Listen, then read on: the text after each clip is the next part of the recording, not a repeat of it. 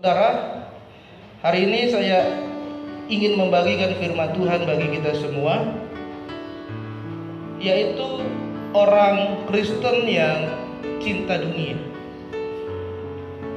Orang Kristen atau orang yang percaya tetapi dia memilih untuk cinta akan dunia ini, bukan memilih untuk cinta kepada Tuhan. Dia sudah kenal Yesus, dia sudah percaya Yesus sebagai Tuhan dan Juru Selamat, tetapi dia lebih memilih mencintai dunia. Banyak orang seperti itu, dia lebih memilih mencintai dunia daripada dia memilih mencintai Tuhan. Tidak mau menderita untuk Tuhan, tidak mau memberi untuk Tuhan, tetapi memberi dan menikmati kesenangan dunia ini. Itu yang dia ingini. Mari kita buka firman Tuhan yang terambil di dalam kitab 2 Timotius ayat yang ke-7 sampai dengan ayat yang ke-10. 2 Timotius pasalnya yang ke-4. Kita akan baca dari ayatnya yang ke-7 sampai dengan ayat yang ke-10.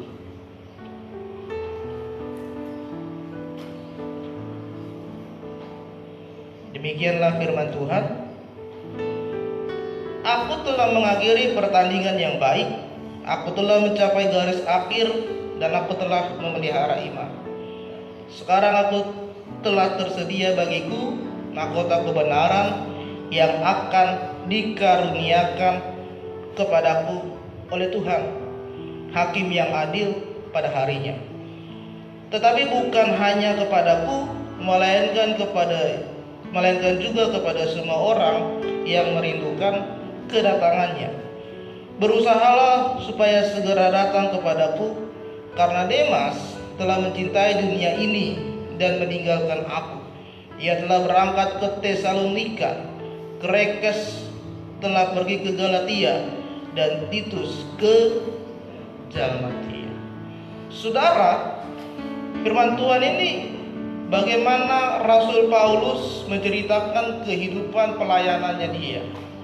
Bagaimana dia menderita untuk melayani Tuhan, bagaimana dia memberi hidup untuk menginjil banyak orang sehingga diselamatkan oleh Tuhan. Tetapi di ayat yang ke-10 dia mengatakan ada satu orang, dan dia adalah teman sekerjanya dia, yang bersama-sama dengan Paulus untuk melayani Tuhan, yang selalu melihat bagaimana Paulus melakukan karya besar Tuhan. Tetapi ayat 10 mengatakan karena Demas lebih memilih mencintai dunia ini. Ada banyak orang lebih memilih mencintai dunia, padahal dia sudah lama sekali aktif pelayanan di gereja.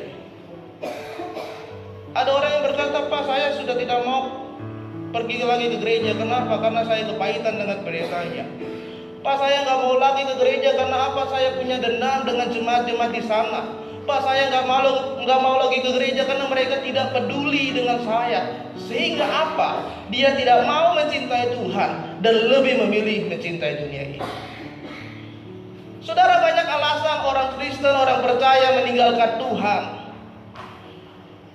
Ketika kesulitan datang, ketika persoalan datang, ketika penderitaan datang, ketika kesukaran itu datang, membuat kita kadang lari dari Tuhan. Tadinya sudah pelayanan, tadinya seorang pendeta, tadinya seorang hamba Tuhan. Tetapi ketika Tuhan kasih badai yang besar, dia lari. Ketika Tuhan kasih persoalan yang berat, dia kecewa kepada Tuhan. Saya membaca riset tahun ini, banyak orang mengalami peningkatan untuk mengambil prinsip menjadi agnostik. Agnostik adalah orang yang tidak percaya kepada Tuhan. Kalau saudara lihat di YouTube, banyak sekali mereka mengatakan, "Saya bangga menjadi agnostik, gak percaya Tuhan. Saya bangga karena ya hidup saya begini aja. Saya gak percaya ada surga, saya gak percaya ada neraka, ya mati tinggal mati. Tetapi ketika saya hidup, saya menikmati hidup ini." Agnostik, tidak percaya dengan adanya Tuhan. Di Indonesia itu meningkat, setiap tahun meningkat. meningkat. Bahkan banyak juga orang yang percaya memilih untuk menjadi seorang agnostik. Ada banyak hal yang membuat orang percaya, orang Kristen itu lebih memilih cinta akan dunia ini. Kenapa? Karena dia tergoda dengan kenikmatan yang dunia tawarkan. Dia tergoda dengan segala kejahatan, dengan segala kemewahan, dengan segala kehingar-bingaran dunia ini. Sehingga apa? Mereka lebih memilih meninggalkan Tuhan, lebih memilih mencintai dunia daripada mencintai Tuhan. Amin. Saudara, ini dua hal yang tidak bisa disatukan. Kalau saat ini saudara ingin mencintai Tuhan, tinggalkan duniamu. Kalau saat ini saudara sungguh-sungguh mau ikut Tuhan, lepaskan segala dosamu, hidup kudus, berkenan dan layak untuk Tuhan. Tidak bisa kita ikut Tuhan tapi kita masih melakukan dosa. Tidak bisa kita masih percaya kepada Yesus tapi pelayanan, nggak mau ke gereja, kadang-kadang lebih milih bekerja daripada ke gereja, lebih memilih usaha-usaha daripada melayani Tuhan. Yang namanya ikut Tuhan itu harus totalitas sepenuhnya untuk Tuhan. Saudara terkasih dalam nama Tuhan, ada seorang raja bernama Raja Rehabeam. Dia tadinya adalah seorang raja yang percaya dan taat kepada Tuhan. Tetapi firman Tuhan mencatat raja ini meninggalkan Tuhan, meninggalkan imannya kepada Tuhan karena dia sudah memiliki jabatan dan kuasa yang dia inginkan. Kadang-kadang jabatan, harta, kekayaan, kemewahan yang kita miliki saat ini itu sebagai alat untuk kita lupa akan Tuhan. Raja Rehabeam ini saudara, karena dia sudah memiliki semuanya, akhirnya dia meninggalkan Tuhan. Sehingga firman Tuhan mencatat dia tidak lagi membutuhkan Tuhan di dalam hidupnya, karena dia sudah punya. Dia punya harta yang melimpah, dia punya kekayaan, dia punya kuasa, dia punya jabatan yang tinggi. Apalagi yang dia cari? Dia sudah punya semuanya. Dan dia merasa, saya nggak butuh Tuhan, sudah ada. Saya punya harta, saya punya segalanya. Tetapi apa yang terjadi saudara? Ketika dia sudah punya segalanya dan ketika dia meninggalkan Tuhan, pada saat itu Tuhan memberikan satu tantangan yang berat, di mana kerajaannya diserang oleh Raja Sisak dari Mesir. Rehabeam diserang oleh Raja Sisak dari Mesir dan kerajaannya itu hancur dan dia menjadi budak dari Raja Sisak. Seorang yang percaya tetapi dia memilih mencintai dunia dan akhirnya dia menjadi budak tawanan dari dunia ini. Pada saat pagi hari ini kita akan belajar bersama bagaimana ciri orang yang cinta akan dunia ini. Kita akan lihat bersama. Yang pertama adalah lanjut.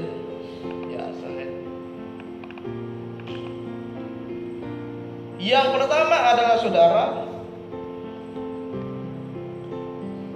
ada harga yang harus dibayar.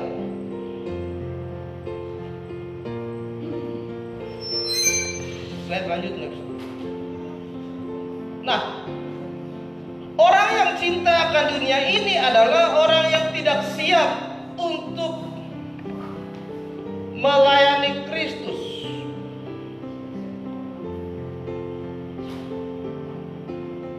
Orang yang cinta akan dunia ini adalah orang yang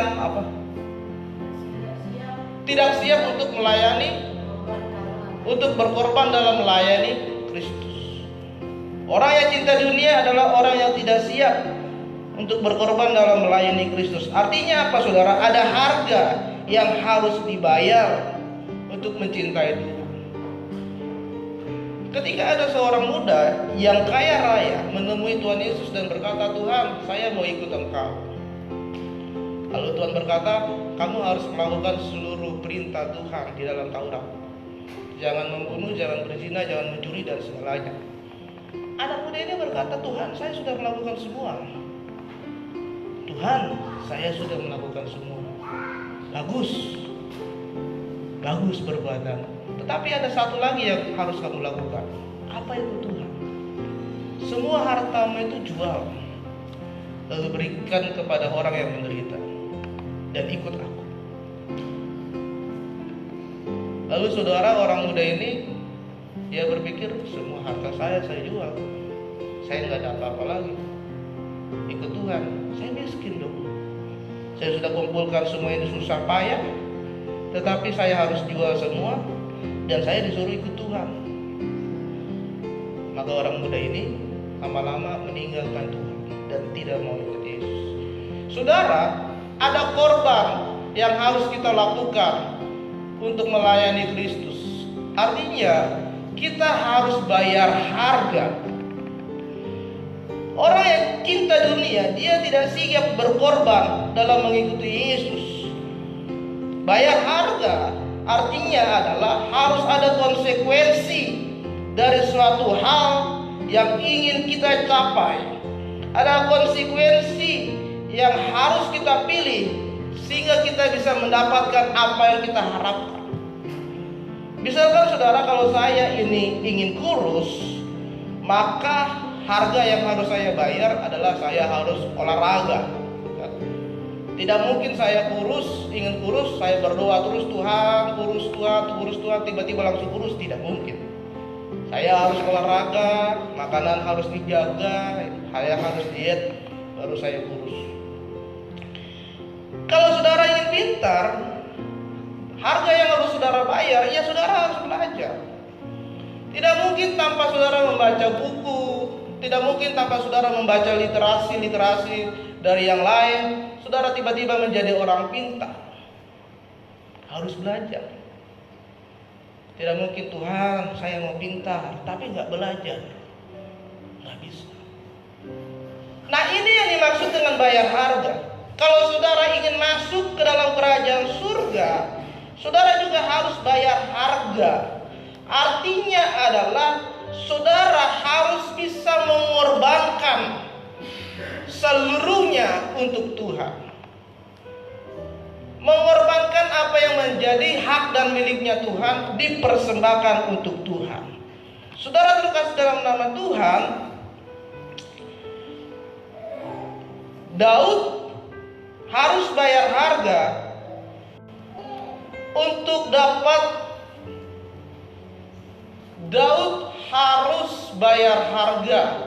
untuk dapat mengikuti Yesus. Ketika itu saudara, Daud melakukan kesalahan dalam pandangan hidupnya. Pada saat itu Daud memiliki prajurit dengan jumlah yang sangat besar, 700.000 pasukan. Dan Daud melihat itu satu hal yang hebat yang dia sudah lakukan. Tetapi saudara, ketika Daud tersadar bahwa itu salah, lalu dia berseru kepada Tuhan, "Tuhan, ampuni saya, karena saya sudah mengandalkan kekuatan saya sendiri." Lalu apa yang terjadi? Akhirnya Tuhan menghukum bangsa Israel. Dan akhirnya Tuhan menurunkan penyakit sampar kepada bangsa itu selama 3 hari berturut-turut. Dan akibat itu 70.000 orang bangsa Israel meninggal. Dan ketika penyakit itu berhenti, lalu Daud memberikan korban bakaran untuk Tuhan supaya Tuhan menghentikan hukuman. Saudara, kadang kita berpikir kekuatan kita cukup, kemampuan kita sudah hebat, merasa kita sudah merasa mampu, merasa kita sudah hebat, merasa kita sudah lebih daripada yang lain, sehingga kita lupa akan Tuhan. Lalu bagaimana Daud? harus bayar harga untuk menikmati hadirat Tuhan. Ketika itu saudara, Daud akan memindahkan tabut Allah ke Yerusalem. Lalu dia membawa tabut itu menggunakan kereta. Tetapi apa yang terjadi saudara pada saat itu? Keretanya sedang goyang dan tabut itu hampir terjatuh. Lalu Uza itu adalah prajuritnya, memegang tabut Allah itu. Dan Tuhan sangat marah. Saking marahnya Tuhan saat itu juga Uza meninggal, dibuat oleh Tuhan. Saudara baca firman Tuhan. Uza akhirnya meninggal. Lalu Daud berkata, Tuhan, kenapa kamu hukum dia? Tidak mudah untuk bisa datang ke dalam hadirat Tuhan. Pada zaman dulu saudara, kalau saudara datang ke bait Allah, saudara harus memberikan korban bakaran, domba, lembu, atau burung. Dan itu sebagai penghapus dosamu, dosa kita, dosa orang salah. Kalau saudara datang ke dalam bait Allah, lalu saudara merasa sudah melakukan banyak dosa, saudara harus korbankan sapi atau lembu. Kalau tidak, dosa saudara semakin bertambah besar. Zaman dulu seperti itu. Nah, untuk menikmati hadirat Tuhan harus bayar harga. Saudara harus bayar harga, bayar waktu, bayar semuanya untuk Tuhan. Berikan waktu yang terbaik untuk Tuhan di dalam hidupmu. Bagaimana kita bekerja sudah bisa memberikan yang terbaik, apalagi kepada Tuhan. Ketika saudara bekerja bisa berangkat pagi gitu kan. Saya itu kerjanya di Sunter, saya ngajar di Sunter. Jam 6:30 kami sudah harus masuk karena kami absen dengan absen finger, jari, sidik jari. Lewat dari jam 6:30 akan kena potong gaji karena terlambat. Bayangkan saya harus ke Sunter, berarti saya harus berangkat dari rumah jam 5:30. Dan 6:30 kurang saya harus sudah di sana untuk absen. Jam 6 lewat harus sudah sampai sana untuk absen jari. Itu saya bisa. Kalau untuk Tuhan harus lebih dari itu. Amin. Rumah saya sebelah inilah, ya udahlah entarlah bro. Nantilah jam 10 kurang 10 baru datang ke gereja. Dulu saya gitu soalnya. Jam 10 kurang 10 baru ke gereja. Jam 10 kurang 5, oh udah. Atau sudah dengar suara keyboard, oh ya udah datang ke gereja. Dulu saya begitu. Tetapi saya mulai belajar harus mau dan wajib memberikan yang terbaik bagi Tuhan. Tadi pagi saya mandiin anak saya jam 6 pagi. Tanya yang di rumah. Jam 6 pagi saya mandiin anak saya bilang, ayo mandi. Sekolah minggu. Jam 6:30 udah pakaian semua. Si Barnabas dan Erasmus. Jam 7 pagi saya udah pakaian lengkap. Jam 7:30 saya sudah beresin ini gereja. Saya sudah nyalain AC, saya sudah atur semua. Saya harus belajar. Kita harus belajar memberi yang terbaik untuk Tuhan. Minimal waktumu kau berikan yang terbaik untuk Tuhan. Amin. Nah, saudara berkorban untuk Tuhan, bayar harga untuk Tuhan, artinya apa? Kita harus bisa memberikan teladan di dalam hidup kita kepada orang lain. Paulus menunjukkan keteladanannya bagi orang lain. Bagaimana dia harus menderita untuk Tuhan, bagaimana dia harus pikul salib untuk Tuhan, bagaimana dia harus keluar masuk penjara karena melayani Tuhan, bagaimana dia harus dibunuh karena melayani Tuhan. Ini tantangan pada saat itu, dan tantangan itu masih sama seperti saat ini. Ada banyak orang Kristen yang hidupnya susah. Ada banyak orang Kristen yang tidak boleh beribadah. Kemarin sempat viral bagaimana gereja di daerah Palembang tidak boleh beribadah. Padahal mereka sudah beribadah di sebelah gereja, di tanah kosong, tetap juga dilarang buat gereja di sana. Bagaimana susahnya mengurus sertifikat gereja saat ini juga susah. Dan itu tantangan bagi kita untuk bayar harga kepada Tuhan. Bagaimana ketaatanmu, kesetiaanmu kepada Tuhan itu dilihat dan diperhatikan oleh Tuhan. Ketika Yesus pada saat malam dia akan disalibkan, dia berdoa kepada Tuhan di Taman Getsemane. Lalu dia berkata, Tuhan, kalau bisa cawan ini berlalu daripadaku. Tuhan, kalau bisa janganlah ada penyaliban itu. Tuhan, kalau bisa digantikan dengan yang lain. Tetapi Yesus akhirnya berkata, biarlah kehendakmu yang jadi di dalam hidup saya. Seharusnya kita harus berani berkata, Tuhan, kehendak-Mu lah yang jadi di dalam hidupku, bukan kehendak saya. Rencana-Mu lah yang terjadi di dalam hidupku, bukan rencana saya. Keinginan-Mu lah yang terjadi dalam hidupku, bukan keinginan saya. Saya mau ikut kehendak Tuhan. Amin. Itulah sebabnya saudara, hari ini kita harus belajar supaya memberanikan diri, bayar harga, berkorban untuk Tuhan. Amin. Berkorban segalanya, karena Tuhan sudah beri kita segalanya. Jangan suka perhitung-hitungan untuk Tuhan. Persepuluhan dihitung, kebanyakan nih, kurangin dikit lah. Persembahan dihitung, kurangin dikit lah. Janji iman dihitung, tahun kemarin udah segini, tahun ini kurangin lah dikit, karena kerjaan menurun kan gitu. Mulai hitung-hitungan. Totalitas berkorban untuk Tuhan. Mulai memberi yang terbaik. Yang kedua saudara, orang yang cinta dunia adalah orang yang tidak sabar menanti waktu Tuhan. Pengkhotbah pasal 3 ayat 11 berkata, ia membuat segala sesuatu indah pada waktunya. Ingat, Ia Tuhan membuat segala sesuatu indah pada waktunya. Bahkan Ia memberikan kekekalan dalam hati mereka. Tetapi apa? Tetapi manusia tidak dapat menyelami pekerjaan Tuhan dari awal sampai akhir. Artinya adalah manusia tidak memiliki kesabaran akan pekerjaan Tuhan di dalam hidupnya. Dari awal sampai akhir dia tidak bisa menyelami pikiran Tuhan. Sehingga di tengah-tengah jalan dia jatuh. Sehingga di tengah-tengah jalan dia lari. Sehingga dia di tengah-tengah jalan dia kecewa akan Tuhan. Tidak bisa menyelami, padahal waktu Tuhan, ingat, waktu yang terbaik. Saudara, Abraham, Tuhan berjanji kepada dia akan memberikan seorang anak ketika dia berusia 75 tahun.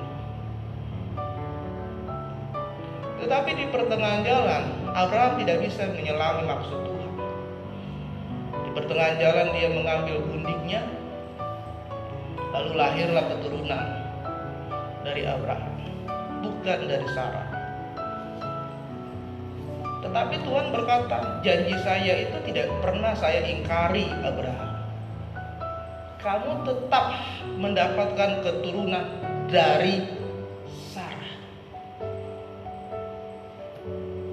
Firman Tuhan katakan, akhirnya di usia yang ke-100 barulah Abraham memperoleh keturunan. Membutuhkan 25 tahun untuk menunggu janji Tuhan bagi Abraham sehingga dia memperoleh keturunan. Sekarang mari kita lihat diri kita. Berapa waktu yang Tuhan butuh untuk bisa mengubah hidup kita? Berapa waktu yang Tuhan butuhkan untuk menaikkan derajat dan kehidupan kita? Tidak sebentar. Tidak seperti membalikan telapak tangan. Tidak instan, tidak singkat. Butuh proses. Dan ketika waktu Tuhan itu sudah tersedia, saudara, lihat, semuanya akan indah. Berkat-berkat itu akan terus melimpah di dalam kehidupan. Amin. Yusuf adalah seorang yang dipakai Tuhan luar biasa. Tetapi dia juga harus memiliki kesabaran dalam menanti waktu Tuhan. Bagaimana dia dibuang oleh saudara-saudaranya. Bagaimana dia menjadi budak di rumah orang besar. Lalu bagaimana dia dituduh telah melakukan perbuatan yang tidak benar kepada nyonyanya. Lalu bagaimana dia dipenjara saat itu. Karena dia dituduh padahal dia tidak melakukan itu. Dia dipenjara. Jika saat itu Yusuf menyerah, maka tidak ada waktu Tuhan, tidak ada rencana Tuhan yang indah yang dia berikan bagi Yusuf. Tetapi Yusuf tetap bertahan. Ketika dia dibuang oleh abang-abangnya, ketika dia berada di rumah Potifar, lalu ketika dia dirayu oleh nyonyanya, dia tetap setia kepada Tuhan. Bahkan di penjara pun dia tetap setia kepada Tuhan. Maka Tuhan menaikkan Yusuf. Dan waktu Tuhan itu proses. Kita ini sedang berproses. Kita ini sedang diproses. Dan proses itu akan menentukan hasil. Proses tidak akan pernah mengkhianati hasil. Bagaimana prosesmu saat ini? Dan akan dilihat ketika hasilnya nanti. Saudara, kita harus sabar menunggu waktu Tuhan. Karena Amsal 16 ayat 32 berkata, orang yang sabar itu melebihi seorang pahlawan, orang yang menguasai dirinya. Dan Ibrani 6 ayat 12 berkata, agar kamu jangan menjadi lambang, tetapi menjadi penurut-penurut mereka yang oleh iman dan kesabaran mendapat bagian dalam apa yang dijanjikan oleh Allah. Dalam hal apa kita harus bersabar? Yang pertama, kita harus bersabar menunggu datangnya pertolongan Tuhan. Mungkin saat ini saudara sudah berdoa kepada Tuhan, belum juga Tuhan jawab. Sabar. Mungkin saat ini hidupmu sedang ditekan oleh persoalan yang dihadapi saat ini. Banyak tantangan, banyak rintangan, banyak penderitaan. Tetapi belum juga Tuhan menunjukkan pertolongannya. Sabar. Tetap percaya kepada Tuhan. Jangan engkau kecewa. Jangan engkau putus asa. Jangan engkau menyerah karena masalah. Masalah tidak akan membuatmu untuk jauh dari Tuhan. Tetapi masalah akan membuat kita semakin dekat untuk Tuhan. Amin. Jangan karena masalah gak ke gereja. Itu orang yang rendahan sekali karena masalah gak datang ke gereja. Jangan karena masalah gak pelayanan. Tetapi itu semakin membuat saudara semangat datang untuk mencari wajah Tuhan. Kita harus sabar. Itu sebabnya kita harus menutup mata. Kita harus menutup telinga terhadap sumber lain dan hanya berharap hanya kepada Tuhan dan beriman kepada Tuhan. Tutup mata akan omongan orang, tutup mata akan cacian orang, tutup telinga akan hinaan orang. Percaya saja kepada Tuhan. Percaya saja akan jawaban yang Tuhan akan berikan di dalam hidupmu. Semakin dewasa, semakin bertumbuh, dan kita meyakini ada jawaban Tuhan atas setiap doa-doa kita. Ada jawaban Tuhan atas setiap seruan dan tetesan air matamu. Ada jawaban Tuhan atas setiap yang telah engkau sampaikan kepada Tuhan. Bukan sembarang jawaban, tetapi jawaban yang terbaik. Amin. Mungkin saat ini kita sedang susah, ekonomi sedang sulit, untuk makan saja susah, pekerjaan begitu-begitu saja, pas-pasan. Tetapi berharap kepada Tuhan, tetap percaya Tuhan pasti tolong kita. Amin.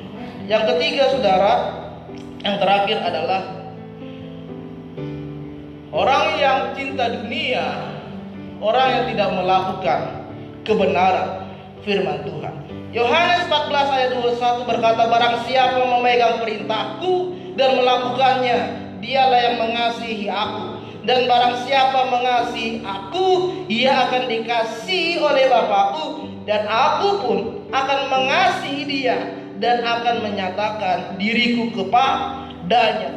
Barang siapa memegang perintah Tuhan dan melakukannya, itu dikasihi oleh Tuhan. Orang yang cinta dunia tidak melakukan firman, karena dia menikmati dunia ini dengan segala kejahatan dan kegelapannya.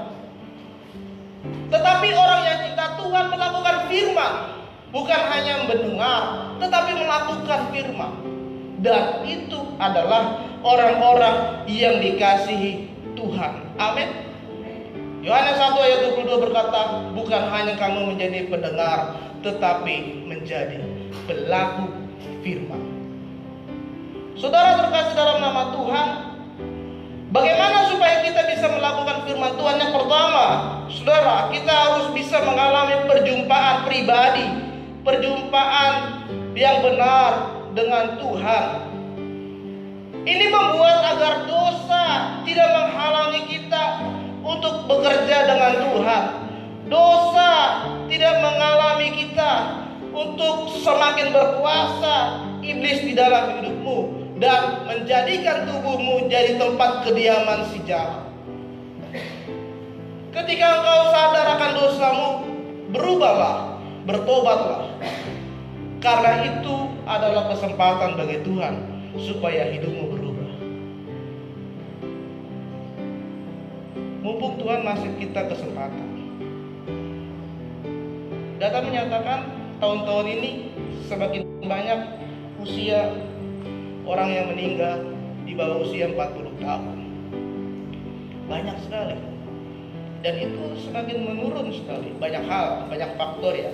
Mulai makanan, kesehatan, dan yang lain. Tetapi data menyatakan ya memang segitu. Rata-rata orang meninggal tahun ini di bawah 40 tahun. Dan kita bersyukur kita masih ada saat ini. Itu semuanya hanya karena anugerah Tuhan. Karena Tuhanlah yang mempunyai hidup, bukan saya, bukan pendeta, bukan gembala. Kalau saya yang mempunyai hidup, saya doakan saudara ketika meninggal, saudara bisa hidup kembali. Tetapi kalau karena bukan saya, ketika saudara meninggal, saya doakan supaya hidup, tetap juga nggak bisa hidup.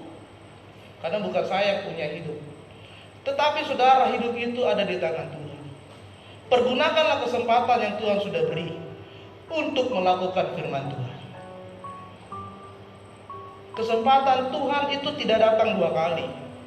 Kita tidak bisa hidup dua kali. Hidup itu hanya sekali. Lakukanlah firman Tuhan.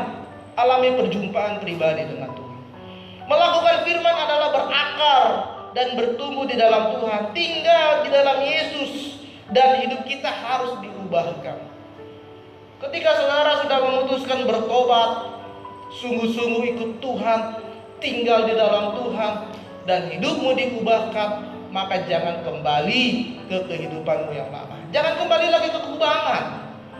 Kalau babi sudah dimandiin, sudah dipakein baju, sudah rapi, ujung-ujungnya balik ke kubangan. Tapi kita tidak kan? Ketika kita sudah berubah, ketika sudah bertobat ikut Tuhan, jangan kembali.